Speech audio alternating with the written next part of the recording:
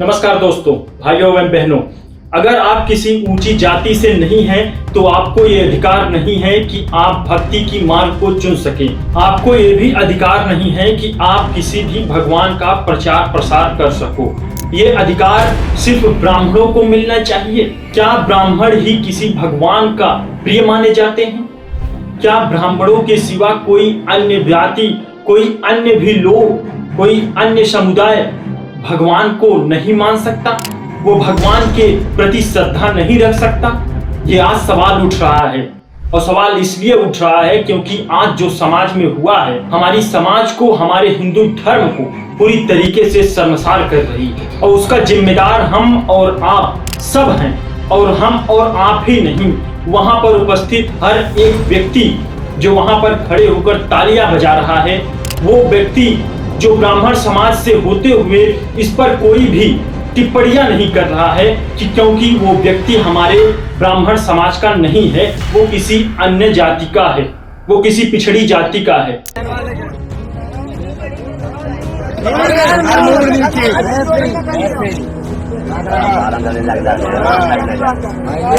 कभी नहीं करेंगे, वो कभी मत कर रहा, इतना समझ लेना।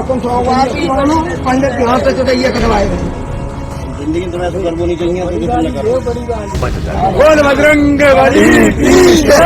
दोस्तों, उत्तर प्रदेश के इटावा के दादरपुर गांव में ये जो घटना हुआ, वो हमारे पूरे हिंदू समाज को तार तार करके रख दिया। वहां पर भगवान और भक्तों के बीच बड़ी दीवार खड़ी करने की कोशिश किया जा रहा है। वहां पर यह दिखाया जा रहा है कि हमारा समाज सिर्फ एक जाति के रूप में बटा हुआ है, ना कि किसी धर्म के रूप में। हमारा धर्म इसलिए कमजोर हो रहा है क्योंकि हम अपने जाति के रूप में इस तरीके से एक दूसरे के साथ व्यवहार कर रहे हैं। वहां पर कथावाचक मणि यादव के साथ जो कुछ भी हुआ और उसके सहायक संत कुमार यादव के साथ जो कुछ भी हुआ, वो पूरे समाज को, पूरे देश को तार तार कर देता है। आपने जैसे वीडियो में देखा अभी पहले कि किस तरीके से एक भक्ति की मार्ग को चुनने वाले व्यक्ति को सिर्फ उसके धर्म के नाम पर उसके साथ ये सलूक किया जाता है। उसके बाल मुड़वा दिए जाते हैं, उसके नाक को पैरों के तले रगड़वाया जा रहा है और उसके शुद्धिकरण के लिए उसके ऊपर मूत्र का छिड़काव किया जा रहा है। ये हमारे समाज के ऊपर एक तमाचा है। वो समाज जो ब्राह्मण समाज के रूप में आते हैं, वो आज इसको लेकर कोई भी सवाल नहीं खड़े कर रहे हैं। क्या ये समाज एक धर्म का प्रचार कर सकता है? क्या हमारा धर्म इस तरीके से आगे बढ़ सकता है? क्योंकि जब हम एक दूसरे के जाति के रूप में लड़ते रहेंगे तो हमारा धर्म किस तरीके से आगे बढ़ेगा। और आज उत्तर प्रदेश की ये घटना योगी आदित्यनाथ जी और अखिलेश जी सबको झकझोर रहा है। सबको ये याद दिला रहा है कि आपको अब आवाज उठाने की जरूरत है, आपको कड़े फैसले लेने की जरूरत है। और वो सरकार की नहीं, ये फर्ज हमारे समाज की और हमारे हर एक लोगों की जरूरत थी। अगर हम इन सवालों से भागते हैं, अगर हम इन सवालों से बचते हैं, तो हम अपने मुंह पर कालिया पोत कर वहीं पर चुल्लू भर पानी में डूब के मर भी सकते हैं। क्योंकि आज जो इस कथावाचक के साथ हुआ है, वो सिर्फ इसलिए हुआ है क्योंकि वो ब्राह्मणों के गांव में यादव समाज से आते हुए वहां पर एक कथावाचक बन गया।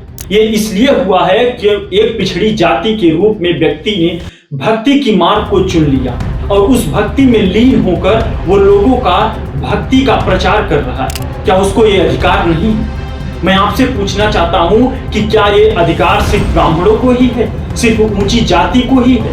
कोई अदर जाति, कोई पिछड़ी जाति को, किसी यादव समाज को ये अधिकार नहीं है कि वो अपने भगवान को, वो अपनी भक्ति को किसी के सामने उजागर कर सके? क्या भगवान श्री कृष्ण के वंशज को इस तरीके से निर्लज्ज किया जा रहा हो? क्या भगवान ये करने से खुश हो जाएंगे? क्या आपको लग रहा है कि आप इस तरीके का व्यवहार कर रहे हैं किसी एक व्यक्ति के साथ? क्या आपके इस कर्तव्य से भगवान खुश हो जाएंगे? ये आपकी सबसे बड़ी भूल है। ब्राह्मणों की गांव में तेरी हिम्मत कैसे हुई कथा सुनाने की? ये एक यादव के सामने एक सवाल है। और ये सवाल एक यादव के सामने नहीं है, एक पिछड़ी जाति के सामने नहीं है।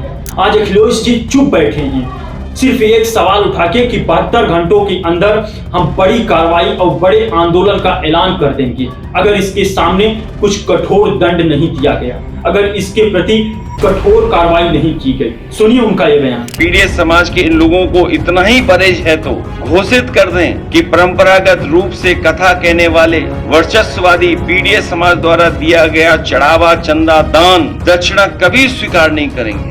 लेकिन क्या सिर्फ इतने से ही हमारा समाज सुधर जाएगा? क्या अखिलेश जी के सिर्फ इतने ही बयान से हमारा समाज सुधर जाएगा? नहीं, ऐसा नहीं होने वाला है। पीडीए के रहनुमा कहे जाने वाले अखिलेश यादव जी को और ही ऊंचे तरीके से अपनी आवाज उठाना होगा और कड़े एक्शन लेने होंगे। और वो बीजेपी सरकार जो वसुधैव कुटुंबकम की बात करती है, कहाँ गया वो वसुधैव कुटुंबकम?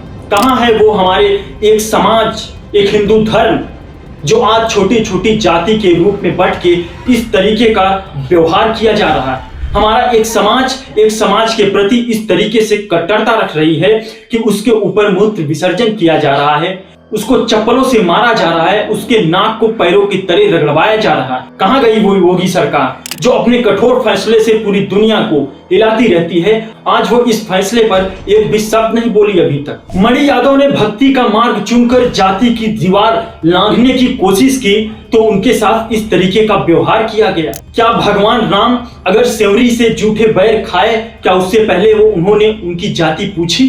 क्या भगवान श्री कृष्ण ने सुदामा से दोस्ती की तो क्या उनसे उसकी जाति पूछी?